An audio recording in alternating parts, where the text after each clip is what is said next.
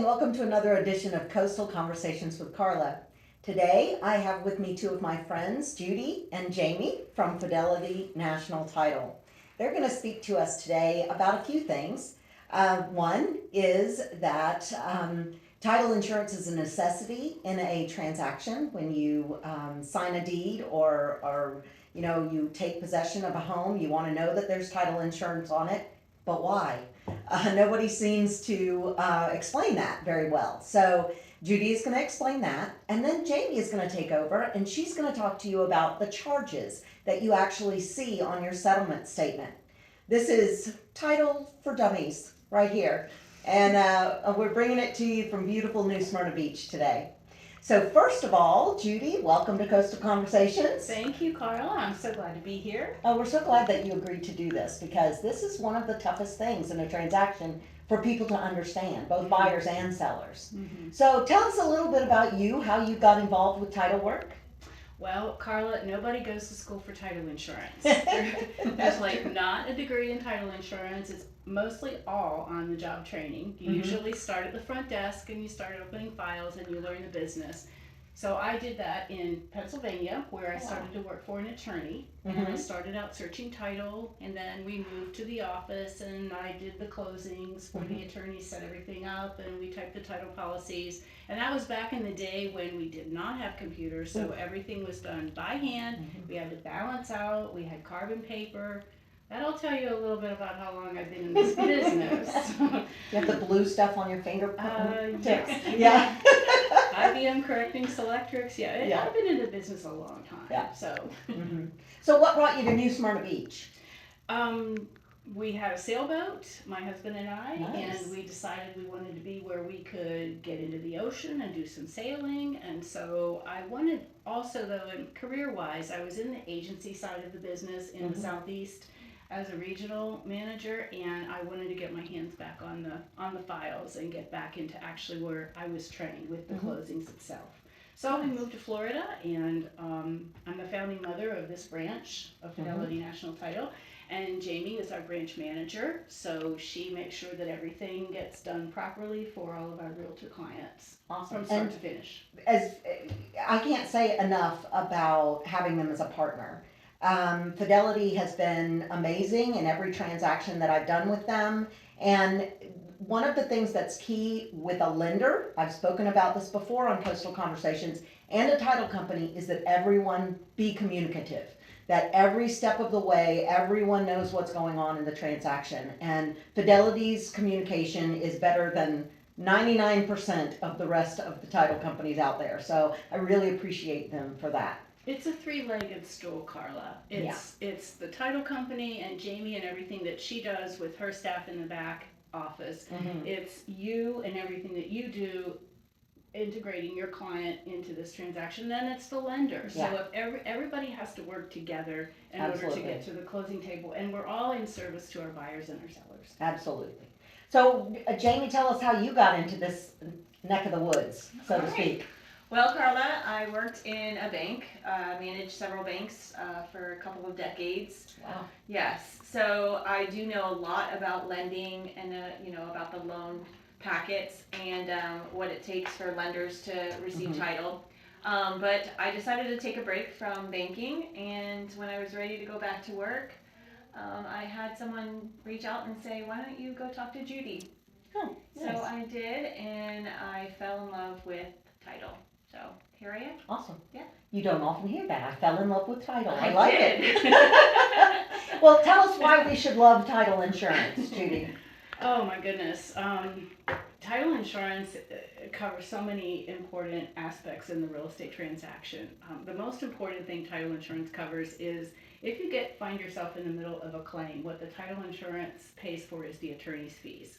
So we pay for litigation and defense. So whatever kind of claim that you might experience, turn it over to the title insurance company, and then we hire the attorneys and we pay that attorney bill in order to fight for your ownership. And we make sure that whoever owns the property on the deed is the rightful owner, and if anyone makes a claim against the title in the future, then that's when the title company steps in. Okay. We also ensure access to the property. We ensure that there are no other liens on the property accept what we find on title and what stays, which is normally just the buyer's new mortgage. We ensure that there's no encroachments. We let you know if there's any easements. It covers there's like 8 major coverages on the owner's title insurance policy, but basically it's just making sure that you own that property, that you have that deed to, and if anyone challenges your title, we're here to protect you. And by the way, our number one claim, the claim that we pay the most money for, is fraud and forgery. So that money we can't reclaim back, because once a fraud or a forgery happens, we lose money, but we're there to protect that buyer if there is that type of a situation and make sure that he doesn't lose any money. So do you have a story that you can share of a time when title had to step in and really save the day? Well, if you think that we don't pay claims, we did have a situation where someone has owned their property for almost 20 years. Wow. And right next door, there was an easement across that person's next door property in order to get to a road. Now, this person could enter on their own driveway from an adjoining road, but they wanted to enter from the other road because of traffic patterns. And the people that bought the property on the other side, who had the easement running across the property, put up a fence and says, "You're not coming across my property anymore." And they put up a big, beautiful fence. So our insurer said, well, wait a minute. When we had our title work done, there was actually an easement that gave us the right to cross that property. So we want you to take that fence down so we can cross your property and get to the other road. We had to hire attorneys for that insured. The other party hired their attorneys for the insured, but the title insurance companies duked it out and covered all the fees. Nice. End of the story. The fence came down, the easement remained, and that was a problem that had been 20 years that I owned that property, and Wow. it came up 20 years In later. that case, good fences did not make good neighbors. Good fences did not make good neighbors. It's kind of the opposite of how that usually works. Yeah. Wow. So it went on for a year. The litigation went on for a year. So you can imagine the cost of litigation on that from both sides. But the title insurance companies on both parties duked it out, and then it got settled. So I'm sure it was a good relief. story. Yeah, It's a yeah, good story. absolutely. So, one of the things that comes up all the time when people are buying or selling property is, okay, just give me the bottom line. What are the fees? Well, and fees vary depending on the type of property that you've got, and if it's a cash sale, or there's a mortgage involved, or if there's an HOA, if there's a CDD, if there's a PACE loan that's a whole nother thing, we'll talk about that later. So Jamie, tell us about in general, what are the fees that people see on their settlement statement? Okay, so on a closing statement, normally what you'll see is property tax prorations. So we prorate the property taxes based on the year. So using the prior tax bill, obviously Florida pays their taxes in arrears, so we don't know what the current tax bill normally is, depending on the year that you're making your purchase or sale. HOA prorations, that's another thing that's normally on the closing statement if there is an HOA. Title insurance is also on the closing statement. Now the owner's title insurance is promulgated by the state of Florida, so those are not adjustable. They are, it's the Kind same. of set fees. Yeah. No matter what title company you use. There's closing fee. So with Fidelity National Title, we charge a set closing fee, which includes any outgoing wires, any overnight labels that we use in conjunction with closing, any courier fees. We don't charge any notary fees in-house. We only charge a notary fee if we have to hire a Fidelity approved notary to do the signing outside. We have remote online notaries that we use in-house, and there's no fee to do that. So they're all combined into our set closing fee. Okay. The other charges that you'll see are transfer taxes. Those are charged by the state of Florida, so those are based on the sale price or the mortgage amount, depending on seller or buyer. A lot of people get confused with property taxes Yes, versus transfer taxes. Yes, absolutely. So those are two separate taxes. Property taxes are based on your property, what you have to pay for your property taxes, and transfer taxes are separate. So they're collected by the county but paid to the state. Okay. So those are a couple of things that would be on your closing statement. Obviously, real estate commission, and we do separate those out if there's a listing agent and a selling agent. Let's see, estoppel fees. So if the property has a HOA, the HOA management company typically charges an estoppel fee and or a transfer fee, and possibly capital contribution, depending on whether or not they collect the sales capital contribution. So those fees are given to us on the estoppel, or what we call a final statement, making sure that the homeowners have paid their dues, there's no assessments on the property, that there's no violations that need to be corrected before the sale. So it's all based on that estoppel or final statement. And then they promulgate that charge that we just basically stick on the closing statement for them. Okay. One of the questions that I get a lot is, what does it mean that the title company is balancing with the lender? What does the title company have to do with my lender? Right. And people get kind of freaked out about it sometimes. Well, that's a great question, Carla. So what that happens is the title company has the charges that we just discussed. They collaborate with the lender to get the final statement. So the lender's going to give us some of their fees and charges. We add those to the statement. We collaborate back and forth if there's any adjustments, like if the lender wants to take off a fee, or if they adjusted the origination.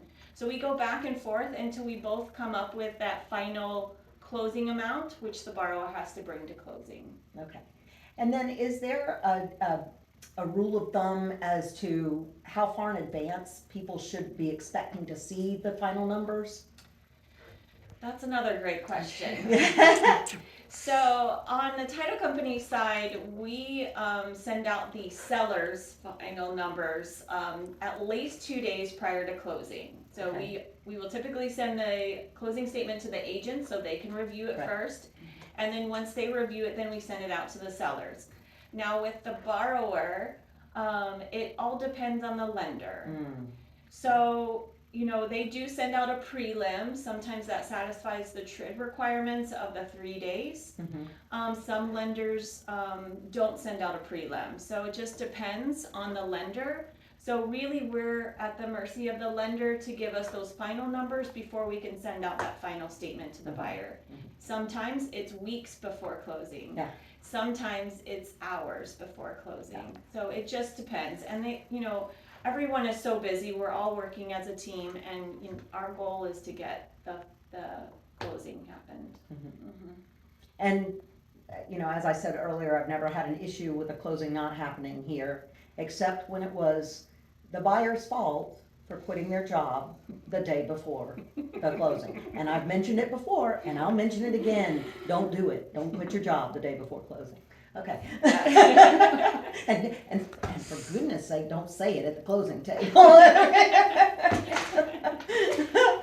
So, is there anything else that you think is really relevant for buyers or sellers to know about title insurance or about Fidelity?